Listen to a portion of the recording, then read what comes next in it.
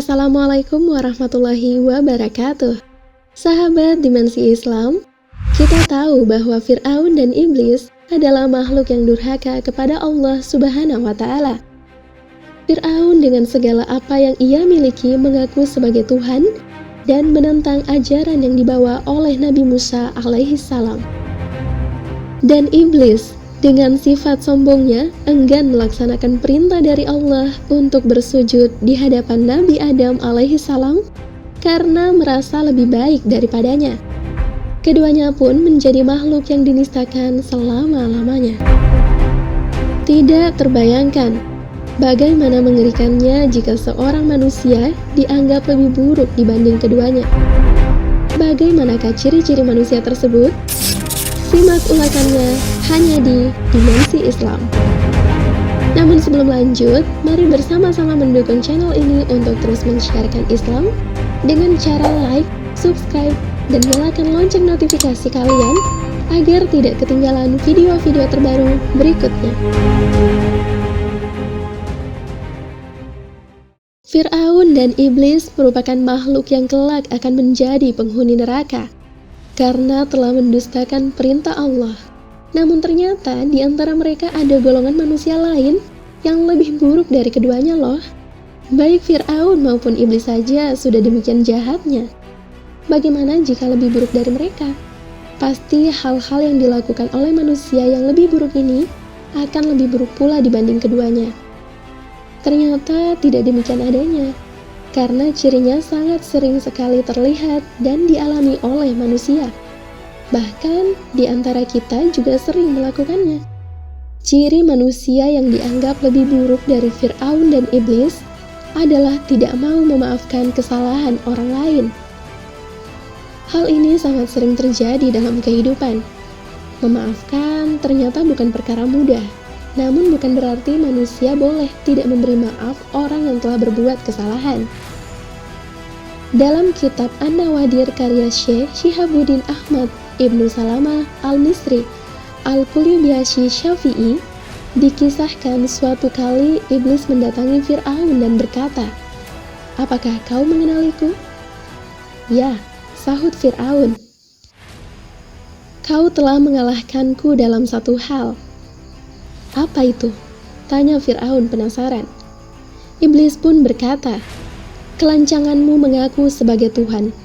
Sungguh, aku lebih tahu darimu, juga lebih berpengetahuan dan lebih kuat ketimbang dirimu, tapi aku tidak berani melakukannya."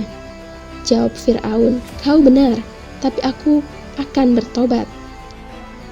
Seketika Iblis pun berkata, "Jangan buru-buru begitu," bujuk Iblis laknatullah alaih. "Penduduk Mesir sudah menerimamu sebagai Tuhan. Jika kau bertobat, mereka akan meninggalkanmu, merangkul musuh-musuhmu, dan menghancurkan kekuasaanmu hingga kau tersungkur dalam kehinaan." Fir'aun pun membenarkan dan berkata, "Kau benar. Tapi apakah kau tahu siapa penghuni muka bumi ini yang lebih buruk dari kita berdua?" Kata Iblis, "Ya, orang yang tidak mau menerima permintaan maaf orang lain. Ia lebih buruk dariku dan darimu." Itulah dialog antara Iblis dan Fir'aun yang dikutip dalam kitab An-Nawadir. Memang perkara memaafkan tidak semudah membalikkan telapak tangan. Terlebih jika kesalahan yang dibuat demikian menyakitkannya hingga menjadi luka yang teramat pedih. Namun hal itu bukan menjadi alasan untuk seseorang tidak memaafkan kesalahan orang lain. Karena ternyata Allah Subhanahu wa Ta'ala akan membalas pemberi maaf dengan hal yang begitu istimewa. Allah Subhanahu wa Ta'ala berfirman, yaitu orang yang berinfak baik di waktu lapang maupun sempit, dan orang-orang yang menahan amarahnya dan memaafkan kesalahan orang lain. Dan Allah mencintai orang yang berbuat kebaikan. Quran Surah Al-Imran ayat 134. Rasulullah Shallallahu Alaihi Wasallam bersabda, "Barang siapa memaafkan saat dia mampu membalas, maka Allah memberinya maaf pada hari kesulitan." Hadis riwayat At-Tabrani. Ternyata sifat memaafkan merupakan salah satu sifat Rasulullah Shallallahu Alaihi Wasallam. Beliau selalu memaafkan orang yang membenci dan menyakiti perasaannya. Rasulullah mengajarkan kepada kita untuk tetap berbuat baik kepada orang lain, meskipun orang tersebut membalasnya dengan kejahatan. Adalah Rasulullah Shallallahu Alaihi Wasallam, orang yang paling bagus akhlaknya.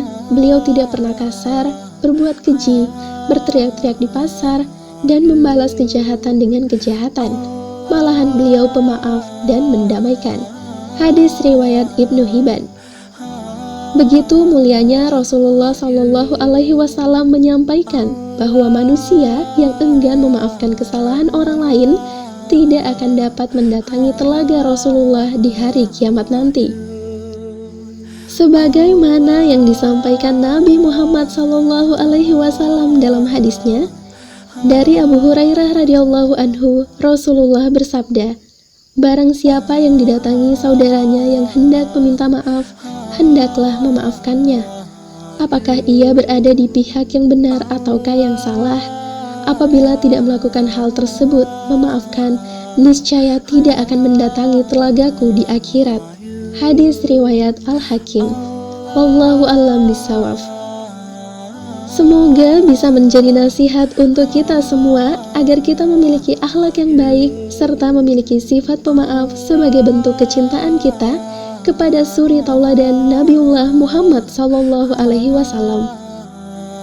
Jika suka video ini, ayo share ke semua sosial media kalian, karena sebaik-baik muslim adalah ia yang bermanfaat bagi sesama. Wassalamualaikum warahmatullahi wabarakatuh.